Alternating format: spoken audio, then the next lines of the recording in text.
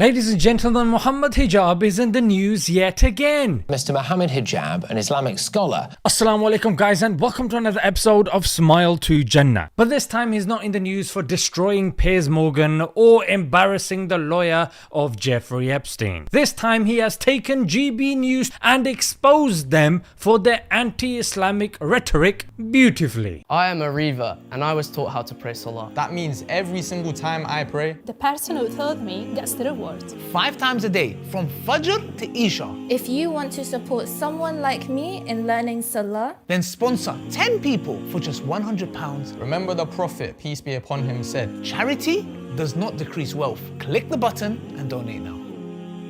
So we know GB News loves to peddle disinformation and dangerous lies since its inception. One such filthy way they did it was taking a clip of Muhammad Hijab and then claiming that the Quran allowed with 5-year-olds. Hijab took them to court and forced them to retract. They retracted on their website, they retracted on their Twitter, and they had to apologize at the end of their show. In accordance with our editorial charter, we would like to take this opportunity to correct the record. Now let's break down the lie and the nature of the exposure. So here's the post on their Twitter page. On Patrick Christie's Tonight, on 8th of April 2024, we broadcast a video which appeared to suggest that Mr. Muhammad Hijab, oh, look at the respect being given now, it's Mr.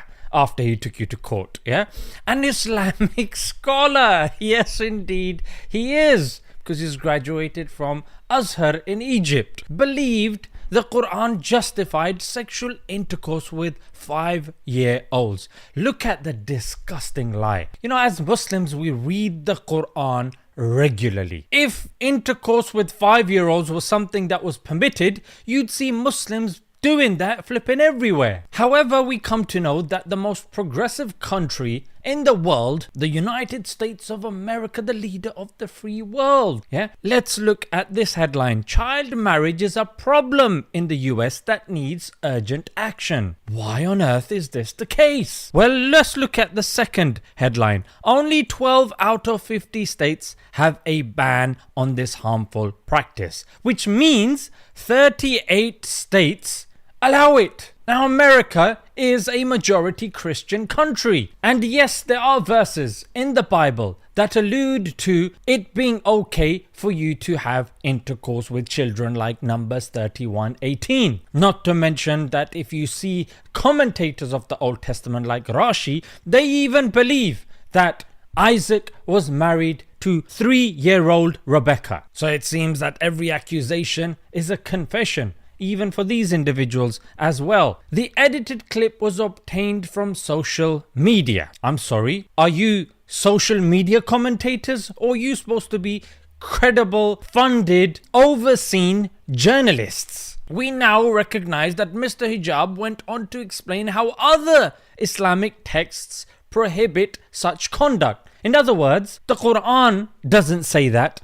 And number 2, he's actually talking about texts that are prohibiting it Islamically. In accordance with our editorial charter, we would like to take this opportunity to correct the record. We've got another hour in which to do it, isn't it?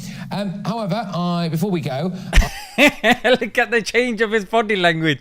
He's there, he's chilled, his blazer's open, everything. Look at him, his arms on the sofa, you know, casually. He's got a few people around him as well. To do it, isn't it? However, before we go, I just wanted... Before we go, Bean. To do it, isn't it? Before we go, I just wanted to say this. Oh, look at that gulp. Just look at the heaviness of that gulp. The guy is afraid. He's embarrassed. He's sitting there with his friends. He's been giving it all that for the last couple of hours, and now suddenly this has been dropped onto him. Look, chilling, relaxed, and now he has to get correct. yeah, you better get correct. On Patrick Christie's Tonight, on the 8th of April 2024, we broadcast a video which appeared to suggest that Mr. محمد Hijab, an Islamic scholar, believed the Quran justified sexual intercourse with 5-year-olds. The edited clip was obtained from social media and it gave a... Social media! Yes, social media. That's your journalistic standard. Taking an edited clip from social media, Patrick. No wonder you're gulping. No wonder you're fixing your blazer. Mate, fix your blazer as much as you want, but it's not going to cover that embarrassment that lies beneath it. False impression. We now recognise that Mr. Hijab went on to explain how other Islamic texts prohibit such conduct. In accordance with our editorial charter, we would like to take this opportunity to correct the record. Naughty, naughty. There we go.